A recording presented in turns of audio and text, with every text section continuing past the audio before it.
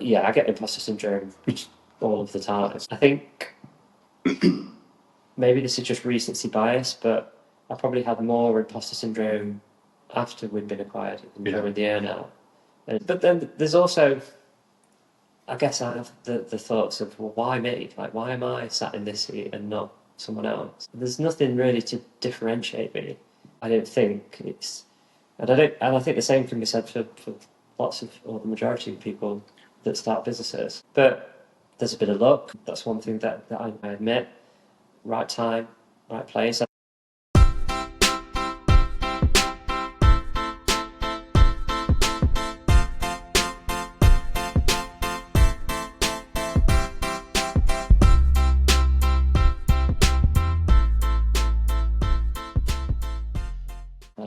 Hello everyone and welcome to Unicorns and Workhorses. My name is Chris Dalrymple.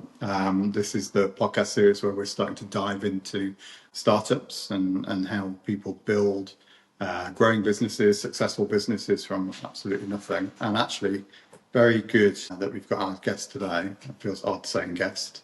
Someone I've worked with for a very long time. Andy Gunn, who was one of the founders of Mina alongside myself and Ashley Tate. So thanks for coming. I know it's slightly odd. You're welcome. We've talked about having a microphone in front of you and how weird that is. Yeah. First podcast. So yeah, excellent. Taking the virginity. I'm glad. I want to talk through, well, a fair amount of kind of the journey at Mina. It's one of those where you don't often sit and look retrospectively at what happened.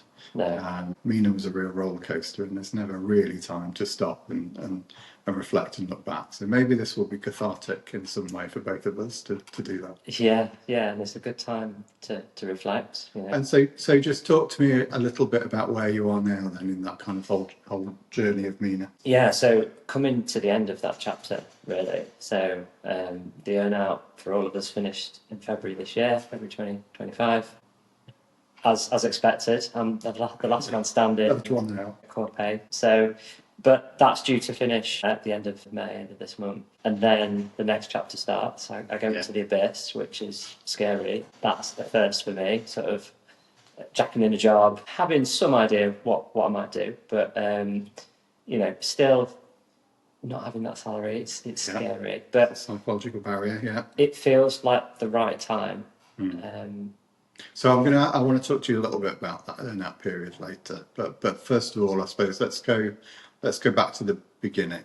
So just to set the scene, I'm not a native to Sheffield, so I've been in Sheffield for about 10 years. I moved up here because of my now wife, and the reason I say that story is because one of the massive selling points of Sheffield was Virgin Active Gym. Okay. She was a member at the time when we met, and she took me on a guest pass, and I was like, if I move up here, I've got this gym and I'm going to be a member, and that's the first thing I did. So that gym is quite an important part of your life. Absolutely, yeah. So anyone looking to network, get to that gym, go in the morning, and you get lots of like-minded entrepreneurs, ambitious, and they have to be if they're getting up at 6 a.m. to go to the gym before work. And that's how I met Ash. So I can't remember what year I met him. Weirdly, we're creatures of habit, and people at the gyms tend to be the same. So I've pretty much got the same locker, and there's like 3 or 4 areas where people get changed, and Ash had a locker in that same area. So I'd see him like pretty much most mornings. Fast forward probably a year or two, and one morning at the gym, and we just sparked up a conversation. And I don't know why, I didn't know him at the time, but I decided to tell him that I was just thinking about leaving my job, and I was in talks to go work at Unihomes at the time, which was kind of one of his competitors that I didn't know about. And he said, "Oh, no, don't go work for those, come work for me instead." And he had split the bills at the time. Mm-hmm. So I said, "Oh, okay, I'll have a look." And I had a look at the split the bills, and I didn't want to get involved in that. It was quite a few years old, bit of legacy, not really what I wanted. Yeah. Having worked at a startup a few years before and being the first dev there, I knew that's what I wanted to do. So then he said, "Oh, I've got this idea for Mina." Great, okay, tell me more. Yeah, we'll have a chat. And months and weeks went on, and I thought it just sort of died, and it ghosted me. And that's when he met you, and I think you were the catalyst to get that ball rolling. I remember the last quarter of 2019, you know, we met a few times, a bit cloak and dagger. It was odd, yeah, it was a hotel. A really dark hotel. Hotel reception. Yeah. Felt very covert. Yeah. I remember having the early chats about Mina. There's a bit of a dispute between us three of this conversation that I'm about to mention, but I remember the initial idea was something around B2C. Yeah. And I particularly remember saying, if that's what you plan to do, I'm not interested. I couldn't see that working, or at least I thought that. And then it was a pivot to B2B, and I was like, yes, that would definitely work. Businesses are way more likely to buy something than consumers. And that's when I was hooked. And I just wanted to get going with that, really. So what was it? Obviously, you'd been in a startup environment before. Yeah.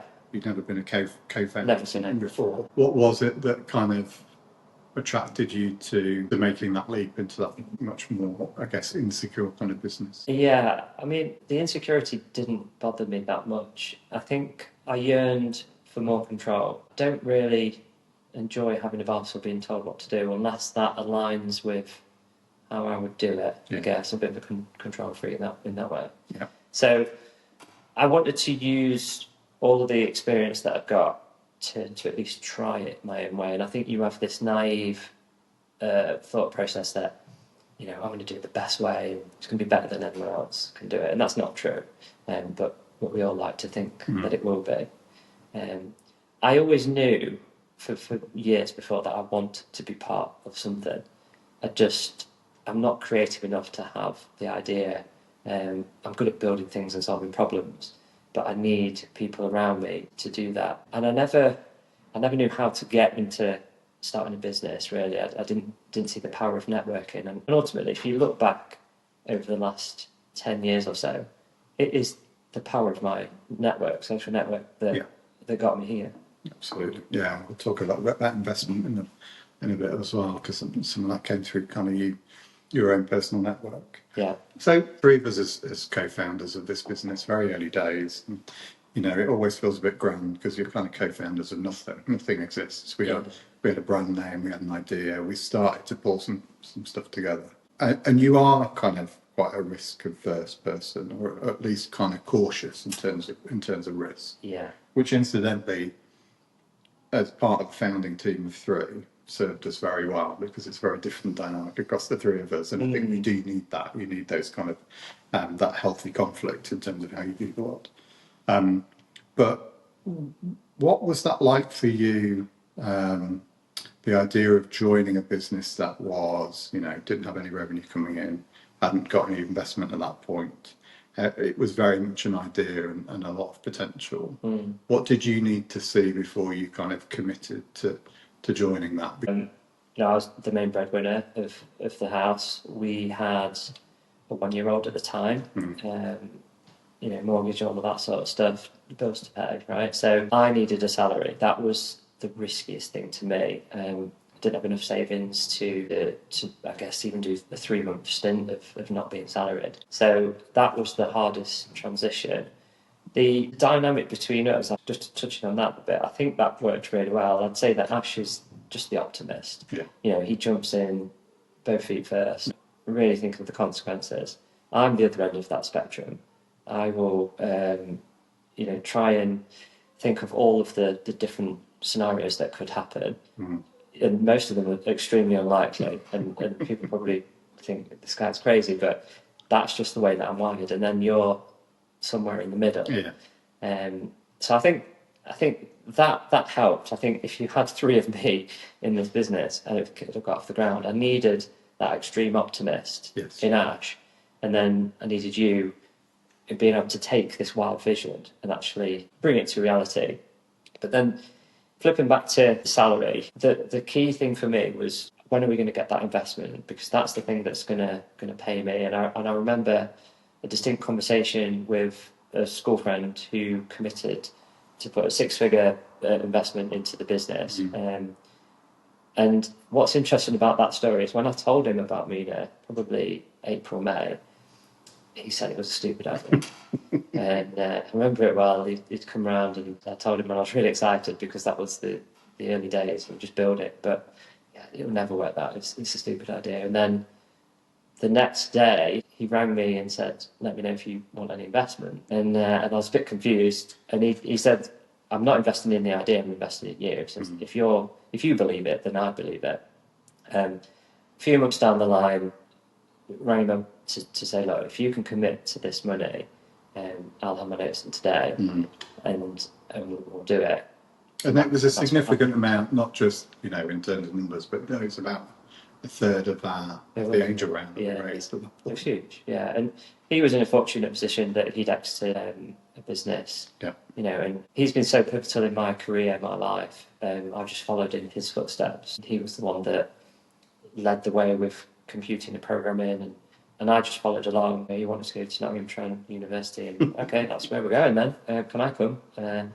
He went and founded his own business. Maybe that's subconsciously why I wanted to do it. Like, there's probably been this competitive thing with him since we've known each other, and I'm super competitive anyway. But yeah, just as soon as we knew that money was coming in, I was not worried about that risk. I knew that we'd have a runway to take us.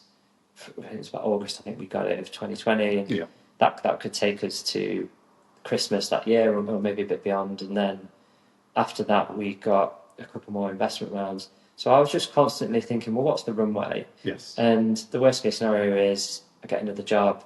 So I think my situation out of the three of us was different and unique.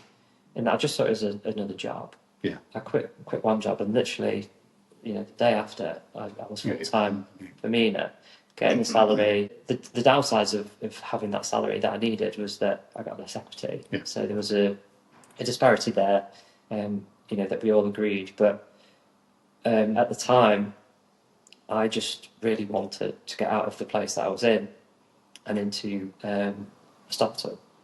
And how much did you feel that dynamic of the kind of the difference in equity through the kind of Mina journey?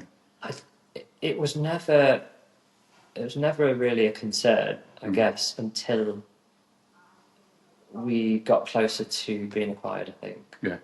I think that, you know, you give me your perspective, but I think we only started talking about that really around like late 2022, I guess, when we were thinking about being acquired in 2023.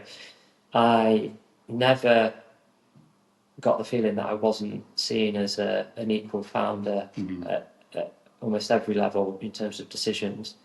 I think we had, like we called ourselves the Three Amigos, the cheesy, you know, chat group that we had, and we had almost weekly like meets where we'd go and grab some breakfast or something. Yeah. So I felt the connection was really strong.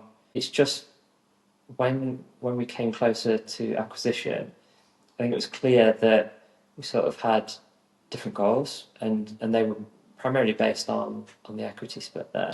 Yeah, I remember we had a session, didn't we, with Nick from Vistage, who was a brilliant guy in terms of kind of business coach.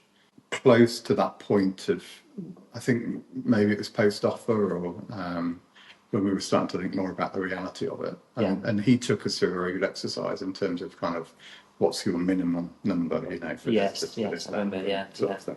And I think that was good because it provided some clarity. But you're right, like I think it's only at the point where an offer is on the table where that equity and those percentages actually make a difference. Because suddenly that's around money and it's around, you know, do you take this opportunity or do you keep going? Yeah. And I think one of the things that we did well throughout was we were quite open with each other. We talked to each other a lot about the three of us, and we were quite reflective. I mean, I think we could have done more, and I think we were better towards the end of the business of kind of understanding that. But I definitely felt like that helped.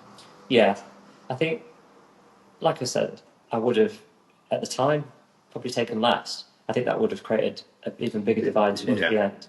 What I was more naive about is I remember signing the first bit of paperwork in must have been like July or August 2020, and it was some sort of agreement about equity, right? It's like, that's official, you know, I'm on some legal thing. I can't remember what it was. And I remember my equity immediately being diluted for some reason. It might have been for one of the advisors that we brought on, or to me. I can't remember. I was like, oh, that's literally the first thing that I'm signing, and I've lost some. We went through 3 rounds of investment. I mean, maybe it was that did it, and you just get diluted. So we had 3 rounds at roughly 20%, and you end up with 50% dilution. If I speak to people that are at the early stage of this journey, I'm always reminding them of that. Yeah. Investment's good. If you need it, then you get it. But just be mindful of how much it will dilute you. Yeah, and don't think of it in isolation. Like, it's not just the dilution in this round, this next round. It's like, how much funding is this business going to need over its life? Absolutely. And so how much more dilution will that be? Yeah. And the flip side of that is, you know, and I've said this to a lot of people recently, 100% of nothing is nothing. Exactly. So you still, you know, you need to see it as an enabler to getting you to the destination that you want to get to, but you need to be pragmatic about how much you're willing to give away. And I do think founders should have difficult conversations about equity right at the beginning and throughout, because those are the things that come and bite you and can kind of kill businesses at certain points. Yeah. Yeah. I agree. Yeah. So, okay, so you're in a place then where you got James kind of committed, we're raising money, we're able, there's some cash in the business. We've got a pretty clear, we had very good product validation early, I think, in 2020 throughout that year. It is kind of greenfield tech like the dream for any techie to kind of walk into something and have to start from scratch, or is it a nightmare, or like how do you approach that? For me, it's the dream. Yeah, because you get to try the new stuff, I guess. You know, play with the cool toys and the shiny things. Some people love going into legacy systems, and it's kind of like, do you like restoring old cars? I guess would be. I know you like your cars, so some people love that, but some people might prefer building a new shiny car, but it's still kind of the same thing. For me, that was what excited me, and that was one of the driving forces to be part of being part of a startup. Yeah. Like I love writing code. To this day, I still say I'm a software engineer. I just write less code than I did 10 years ago. And the role that I was in when I met Ash, it had taken me away from that. And I'd kind of climbed this ladder because that's what you do. You want to get more money to do more things, I guess. And you think, well, that's the only way then. And it takes you away from the things that you love. Yeah. So I'm always mindful of that and try and advise people, if you want to go down a managerial route, that's okay, but just have the right expectations. Maybe you want to go down a more individual contributor route. So starting me in a greenfield, do loads of coding, and it's great. And even when we hired like 2, 3, 4 engineers, I'm still in the thick of it. But after about 6 months, the business just started pulling me in different directions. Customers or potential customers were talking about compliance, and have you got this certification and this policy? And I'm like, yeah, maybe. Not even knowing what those are, because I've not been exposed to it. What I didn't realise is that being a founder, you just have to take on all sorts of stuff that come your way, and I had to get through it. And it was, in some ways, it was good. I learned a lot about that, and I could do it a lot quicker the second time. It's important stuff. But going into a business to do the thing that you love, which was for me programming, it might not be like that when you get there. One thing that I'll try and take into the next thing is to try and maintain that relationship with the thing that I love and the thing that I'm good at, whilst taking on other things. I think I eventually took too many steps away from it, and it got to the point where I couldn't easily return. So my advice to myself is to try and hang on to that, even if it's 10-20%, just for as long as possible. And maybe this is a bit difficult question to answer, but you are looking at what's next, and obviously we can't do a podcast without mentioning AI. But in the 5 years since we kind of founded the business, founded Mina, the world feels like it's a very different place. It is, yeah. How do you approach the new venture kind of differently from a technical perspective? Is it like a completely different world now than it was a few years ago? Some bits are. I think AI is here, it's here to stay. Like, how can you benefit from that? If you're not using it, then you're going to lose out to competition who are. So I think using it in the tools that we use to write code is a great start. It can do the mundane things, the repetitive things really well. But then just using it in the product itself. So LLMs or Gen AI, the hot topic right now. So one of the things that I think we could have done better at Mina is we hired a lot of people to do a lot of manual processes. And I kind of still stand by that on one side, because you should build a manual process really efficient. Well, not efficiently, but you should understand it really well, and then you want to automate that. I don't think we were all that great at the automation side of things.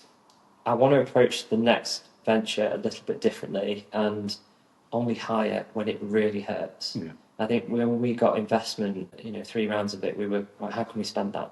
And the answer was to get more bums on seats, to probably do a lot of manual processing. So now we've got Gen AI. How can we leverage that to do a lot of the work that we might have employed someone to do? So that's the difference, or the different approach that I'll take the second time around. And I guess similar to that, maybe, are there any kind of big regrets in the way that you approach the technical side for Mina? Yeah, I think the one that always stands out for me, and it's a bittersweet story. So the first 2 hires for me were really important. I remember my old boss at the fintech startup saying, your first hire is your most important. And I was his first hire at that company, so it obviously resonated with me. And one of the first 2 hires, they started around the same time. Elliot, he ended up elevating to like head of engineering, and it created a gap between me and the engineers and the wider team that I didn't really anticipate. And I don't think that was healthy for me. It was good for him. It was necessary for him to progress in his career, and I think part of the decision was, if we don't do that, are we going to lose some talent? It wasn't that I don't think he deserved it. He definitely did. It's just me looking at it from my personal perspective. So I would have if I could do it again, I would have, kept that hierarchy relatively flat. I think I would advise any founders now to be so cautious about who they bring in. Absolutely. And ensuring that they are really mentoring those people and that they understand their own personal ambitions and motivations, and make sure they do align. And if they don't align, then have those difficult conversations. Was there anything that kind of surprised you about the transition from being an employee to being a business founder? Nothing that surprised me. I guess the stuff that I did that I didn't know I'd need to be doing, if that makes sense. I was involved in pretty much most conversations. I think the finance side of things was the one that I'd never really been privy to in the past. How's the business doing? What are we spending? What are we bringing in? It was just a good experience, I guess. I think being a founder just brings this gravitas that an employee just can't have. So if we're having a conversation with a potential customer or an investor, like they want to speak to those type of people, especially in the early days. I guess because they're the ones that can ultimately make the decision. Some employees maybe can, but a founder can pretty much do what they want within reason. And did you feel that dynamic was different with employees within Mina in terms of how they looked at you and what they wanted from you, or what reassurance you could give, like being a founder versus just an employee? I guess I assumed they wanted me to be decisive, maybe make the call or at least validate their call. So the buck would stop with me and not them, which is... Is there consistent advice you give to technical people who are employed who are maybe looking to do the start? I mean, if you look at the way that I did it, it was evenings and weekends. And I know that's difficult for some people to do. So when I did it, we had a 1-year-old. The first line of code was written in March 2020. Anyone can remember what happened in March 2020? That it was a blessing and a curse. Yeah. So lockdown meant that I couldn't leave the house for a few months until the summer, I think. So despite having a 1-year-old, Jess, my wife, she was furloughed, so he was taken care of. I was doing my Monday to Friday 9 to 5, and then literally every evening and either a Saturday or a Sunday, like all of it, just beavering away and building the product. So I think if you want to transition, that's probably the easiest way to do it, even though it's not that easy. There are, like you say, lots of founders out there that don't have that technical founder, even though they're making a tech product. And I look at that and think that's a blind spot for them. Like, how are you going to build that tech team without someone at the helm? I'm proof that you can go from being employed to being a founder at a startup, retain that salary and still have a good chunk of equity in the business and a good amount of control. It is possible. But the worst thing you can do in that situation, in my opinion, is, let's say you've got the idea, you're the tech founder, or maybe you're not the tech founder, is leave that comfort and just, like I'm doing at the minute, go into that abyss. Unless you're really confident about that product. I see it quite often. You can always get traction in the evenings and weekends, and all you have to do is commit some of your time and not risk any of your savings or, at worst, like other financial assets. Get something off the ground as quick as possible, and burning that evening and weekend time will do that. And I think with those people with those technical skills, like you say, they're always in demand. It tends to be those visionary founders with lots of ideas don't tend to be the techies. I mean, obviously there's exceptions, but and so they often need that technical person to come in. And yeah, you can build your sweat equity, you can do your evenings and weekends. And I think out of any role, if you're technical, there's demand there for you from startup founders. And I think you can pick and choose. So yeah, I agree. I think for the discipline that you're in, it's quite a different conversation than, for example, with my skills and background. Yeah, I think it'd be harder for you to do evenings and weekends than it would for someone like me. You've effectively got someone who's building the first version, whether that's a prototype or the actual V1 of that product. I always say that a technical founder, call them a CTO if you want, but CTO means something different to everyone. It's not like you're a CTO at a massive corporate. You're hands-on. You're like the first developer, really. Mm-hmm. You're setting the foundations. You have to be capable of doing that. And the good news is that can be done in your own time and given a brief, given a vision. What was the point where you kind of said, yeah, this is going to work, this is a business that is going to be big? Yeah, I mean, I always believed in the idea. As soon as we talked about it and agreed it was going to be selling to businesses, I just thought, well, why wouldn't this work? There's nothing really out there, and it's definitely going to be a problem. Fuel cards have existed for many years, so this is kind of a fuel card, if you like. We get compared to that. I don't know, the investment rounds, yeah, they were nice, and you shout about them, but you're shouting about someone's giving you money to a business that's not really making a lot of money. So it's a bit of a facade there, but we all do it. I remember the smell counter that you installed in the office, so that ticked up every time we got a new driver. And I can't remember what you were obsessed about, maybe 1,000 to begin with, and then 10,000. I remember that dragging really slowly into 2021. It just... I mean, not even getting past 100 for so long. Yeah. Felt like so long. Yeah. I was thinking about this morning. I can't quite remember when we got to 100. Maybe it was by the end of 18 months in. I don't know. It took a while. Yeah. So I can't sit here and go, do you know what, the driver count was the thing that validated it didn't. In fact, that kind of made it worse. Every month that went by and we missed a target that you'd set, that felt kind of reasonable, was validation of the opposite, that this thing won't work.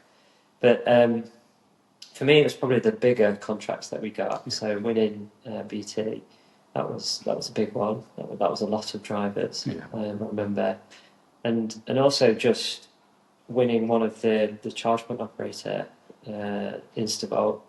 Like, we were just this scrappy little EV startup, and I think at that time we had investment from FleetCor, now Corpo, and that was one of the CPOs that they couldn't get hold of. Yes. And for us to be able to go and get that, probably because of Ash, let's face it, using his charm and charisma, that was huge for me. I just knew that we were like this underdog, and whilst it was great to have FleetCor on board, and that was a great route to market, which in theory should have opened drivers, but it didn't for a while. Mm.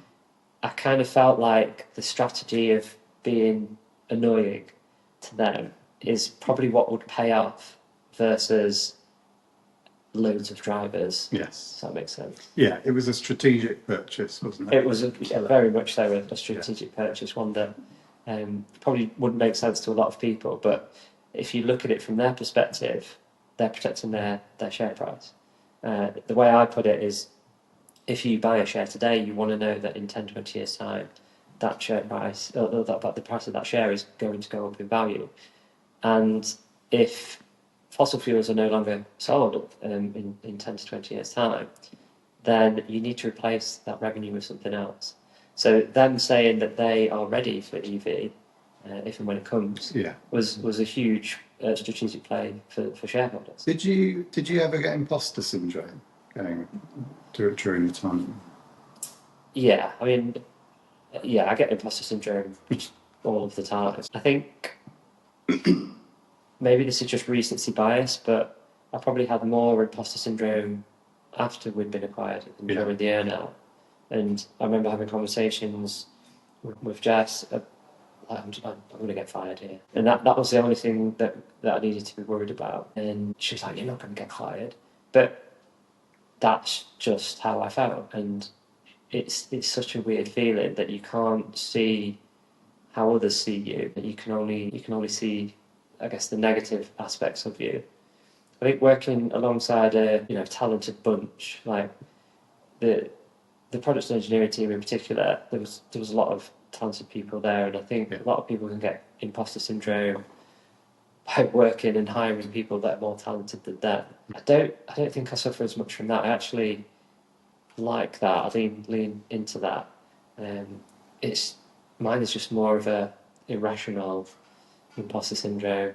But then there's also, I guess, I have the thoughts of, well, why me? Like, why am I sat in this seat and not someone else? There's nothing really to differentiate me. I don't think it's, and I think the same can be said for lots of, or the majority of people that start businesses. But there's a bit of luck. That's one thing that I admit. Right time, right place. I think if you're not, if you're not in these places, I know I met Ash at the gym, but if I wasn't at the gym, I wouldn't have met him, right? No. So, and I'm constantly learning and doing that sort of stuff. Yeah, somebody else could have been in this seat. I mean, I'm very guilty of talking about luck a lot when I talk about the Mina journey. And I get told off by some people for emphasising that side of it too much. I think, but I'm in a very similar place, and there was luck and there was timing. Yeah. There were lots of good decisions. There were some poor decisions, but I think we were pretty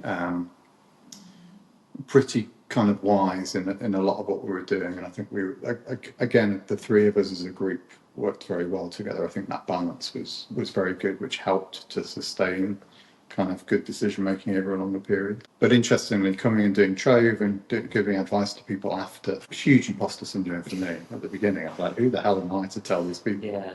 But then, people give you feedback, and you get that feedback straight away, and you go, okay, yeah, there is value in talking about what we did, because it was pretty exceptional in lots of different meanings of that word, and people do want to know and do value the experiences of that, because it doesn't happen often, and I think it's hard. It's easy to forget, I think, for the three of us, that actually it's a pretty rare occurrence to have started, grown, and sold a business in like 3-4 years. Oh, it's ridiculous, yeah. And I guess the loose strategy was to start being acquired after 5 years, or at least start looking. It's just that happened a lot sooner because Fleetco had invested in us. And, you know, we were being so annoying, and their customers wanted to come to us. It just made a lot of sense. I guess I've got this rose-tinted view of starting a business and exiting that. Because which is that's the challenge, right? Yeah, it's 2 or 3 years. You just sell up and off you go, and you do another one. So I need to be mindful of that. The only way to explain that is we got lucky. That's it. And I think at the time when we sold, I was like, no, I'm not lucky. I'm not. I just wouldn't admit it. Yeah. I was like the opposite of what you are. But then I look back and I go, yeah, we probably did have luck on our side, and we look at a lot of the other EV businesses that sort of started around the same time, right? And some sold, some went under, and it's just a fortunate ending for us. So I want to talk a little bit about what's next in a second, but while you're, I guess, still in it, what's the earn-out process been like, and how's it compared to what you expected? Yeah, so I guess the first 3 months were great, no change, and then all of the changes that you could ever imagine happened. I think it started quite quick when I was going to say when they decided, but we all decided that it was the right thing to dissolve the Mina brand and roll that up into the All-Star brand. But it was still a hard pill to swallow. Yeah. And it was hard to watch others be affected by that, who were closer to that brand, some that had created that brand. So, that was a tricky time, and we lost a lot of people, like, I guess, almost 25 to 30%, I guess, within 6 to 12 months. The good people defined the culture, so not only did we lose people, you lose culture with it. Some were replaced, and I think what we lost ultimately over time was that culture. Yeah. You know, we lost control, and it just was a hard time. I've opened up a bit more about it now because I'm out of it, but there were points where I'd break down behind closed doors. I think it was roughly 6 months in, and I remember saying to Jess, like, I don't know if I can get to year 1, never mind year 2. I did also notice that you and Ash also had similar feelings once we started talking about it, and I think we had them at different times, which was helpful. So I might have it, and then you two could pick me up, and vice versa. Mm-hmm. But it was hard. I didn't like having a boss, and you know, I'll openly say it. I'd say it to his face that we didn't get on to begin with, and I think that was because we were quite similar in nature, but probably mainly because I didn't want a boss again. I didn't want to be told what to do. That relationship turned like full 180, and now we get on great, and you know, I massively respect him, and would genuinely consider him to be an advisor in both me and something that we do in the future. But it was really hard to adjust. I think you end up in a place which is almost has to be, because you're being acquired by a bigger business, the opposite to almost every reason you started a business in the first place. You have to have a boss. You have to your business culture has to become the culture of the parent company, good or bad. You know, just very different. The freedoms go. The ability to make decisions yourself goes, because you're part of a big corporate company, especially a listed company. Yeah, lots of red tape around that. Absolutely. And so I think almost regardless of what that company is like, it's going to be a jarring experience. Yeah. And especially at the point where we were, the decision was made to dissolve the brand and put it into a different company brand, then I feel like you lose the last kind of pieces of the identity that you had before, because literally the brand that you had isn't there anymore. Well, yeah, people were still calling it the Mina solution. Yes. We didn't like that because that was the name of the company, not the product. But yeah, can we get that Mina thing? Oh no, that's a different thing now. It was really hard. I guess the second part of the earn-out, so the year 2, has been a lot more enjoyable for me. Being part of a bigger company that acquires lots of companies, they reassigned me to go do some stuff on pay by phone. Yeah. And that was really nice. That was effectively a startup within a big corporate, and I got to do that again, which is great, and I have really enjoyed that. And it also took me away from Mina, the people, the platform, and all of that stuff. I've not left yet, but when I do leave, it won't feel like I'm leaving them because I kind of already have. I go to the same office, but we don't work on the same things. So, you know, it was, I guess the TLDR is it was really hard to begin with, and then it got a lot easier. I think I learned I learned about stoicism and trying to control the things that I can control and not worry about the things I can't. So certain decisions would really affect me at first, just like, you know, you've got to replace this tool with that tool, and okay, the first few, you know, really putting my heels in, but you're not going to change that decision. No. So then when the next few decisions came in, I try and take other people with me on that journey. Like, yeah, I get it, you're upset, but put it to one side. It's like emotional energy that you just don't mean to spend. Exactly. And that's what takes its toll, really. It does. But you've got to walk this fine line of caring and not caring. Because if you go one way or the other, not caring about anything is not healthy. No, if you disengage completely, I don't think you'll survive as well. You have to walk this tightrope, don't you? Of, you know, you want to go in and work, and you want to work hard, but it's for something that isn't the mission that you started with. It's suddenly you're working for someone else. It's just different. Yeah. So nearly at the end of Mina officially. You'll be finishing in a couple of weeks' time. What's next for you personally, professionally?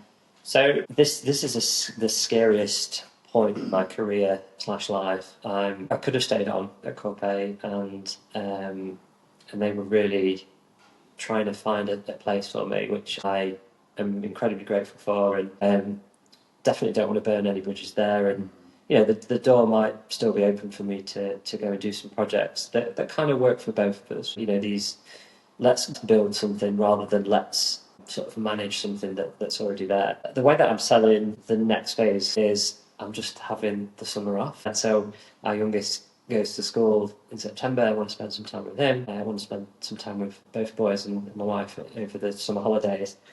But time off for me doesn't mean time off. Time off for me just means I can do the stuff that I like to do or want to do.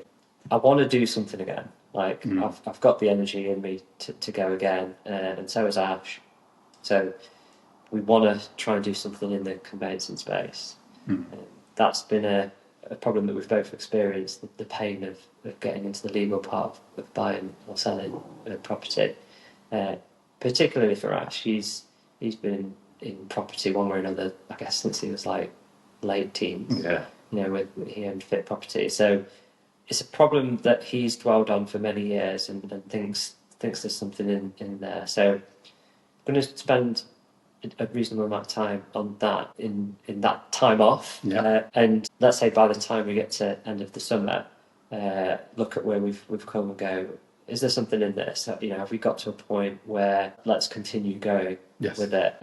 But I'm also mindful that it might not work out. Like we might spend the next few months on it and just realise it's not worth doing, or it's just a mammoth task. Maybe there's something else that comes along. Like that would be my plan A, but I've got plan Bs and Cs. I've never gone contracting or consulting, and the main reason for that is because you have to jack your job in to be available for the contracts, and I never could take the risk. So I'm at a point where I could potentially do that. Obviously, I could go get another job. I think if I did that, then I'd want to go back to something that I really enjoy, which is building things again, you know, or at least architecting them. Lots of options, but I ultimately want to obsess about something. I want to get that back in my life. I had that with Mina in the early days. I had that in the last year when I was doing stuff for Pay by Phone, where you just can't think of anything else. And that doesn't necessarily have to be because it's your startup. It can be that, you know, you're working for someone else, and I did that for many years. I just think if you are invested in it in some way, that changes it completely. So Absolutely. before Mina sort of dabbled with the idea of being part of an EMI scheme, and it just changes how you approach stuff. It does. You're even more engaged. But I'm excited for the next chapter. I'm anxious. All of the emotions that you could think of. But I've made a decision, and I'm going to stick to it. And I'd rather look back and go, do you know what, that didn't really work out. Maybe that wasn't the best idea, as opposed to playing it safe. Yes. And not knowing. Last question then. If you do go on and start something, what's the biggest lesson in doing this again that you've learned from your time at Mina? I think I already touched on it, that don't hire too quickly. Hard, and it's hard to get right because unless you know them and you've worked with them, you'll meet someone for the first time, and the interview process might take a few hours or half a day, whatever it is. But how do you know that they are the right person? But also, how do you know when to hire? I think as founders, we should really experience all of the problems, all of the pain, and then when that pain becomes too much, it's unbearable, or it prevents you from doing something that is more important, then that's the time to hire. I'll give you an example. I've never spoken to a driver at Mina. I've never taken a call, never understood their problems. And one of the first hires was a person to take on that responsibility. And I don't think any of us knew what that role really entailed. We just knew that we'd probably get some inbound emails or calls, and we need someone to do it. And really, we should have lived that problem. And for me, being close to the tech, if I know the problem really well, I can optimize the solution for it. Like if you give me some manual stuff to do, I will automate that as quick as possible. Yeah, absolutely. Other people aren't the same. Like, so if someone is employed to do a manual task, they might feel threatened by the thought of automating that, whereas they shouldn't. It's just they'll go on to do something more meaningful and enjoyable. So I want to experience these problems firsthand. I can then understand them, I can then document them, and I can then employ someone to take over them. So that whole process is a bit more streamlined. It also reduces the cost. Like, we had a lot of people at the time when we got acquired. It's like mid-30s or... Yeah, I think 36, 37. It's a lot of people. And I don't really think we spent enough time just really validating it every hire. It's like I said before, we just got some money, we kind of need to spend that. So I just want to take a different approach.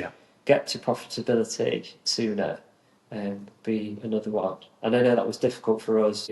We were driven by the market, the EV adoption. But yeah, I think they're the biggest lesson or lessons. Very good. Couple there. Yeah, good lessons. I agree. Excellent. Well, thank you. Thanks for your time. It's been good going back through a lot of history together in a very short amount of time. I'm excited for what you and Ash are going to go and do next. I think there's huge potential. It's good to see nearly out the other side. It's been a hell of a roller coaster. So it's lots of ups and downs, but enjoyable nonetheless. Absolutely. Thank you very much. Cheers. Thank you.